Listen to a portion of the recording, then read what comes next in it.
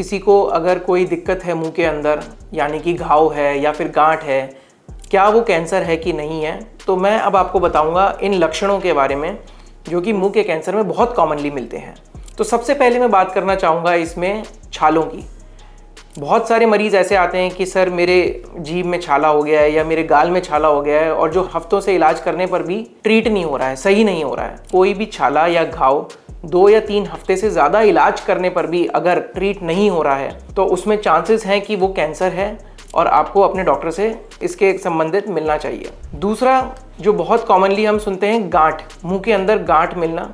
लोग ये दिक्कत लेके आते हैं कि गांठ से खून निकल रहा है या फिर मुंह से खून आ रहा है, या फिर कुछ लोग ये दिक्कत लेके आते हैं कि हमारे मुंह से बदबू आती है। तो ये भी बहुत कॉमन साइन एंड सिम्टम है कैंसर का। तीसरी चीज़, कुछ लोगों की जीभ पे सफ़ेद रंग का दाग या फिर लाल रंग का दाग, इनको बोलते हैं हम ल्यूकोप्लेकिया एंड एरिथ्रोप्लेकिया। कुछ ऐसी चीज़ें हो जाती हैं जिसको हम बोलते हैं pre malignant disorders. Pre malignant मतलब कि कैंसर से पहले की स्टेज। अगर ऐसे कोई दाग आपको हैं तो डेफिनेटली आपको एक स्पेशलिस्ट को कंसल्ट करना चाहिए। चौथी चीज़, ओरल सबम्यूकोसल फाइब्रोसिस।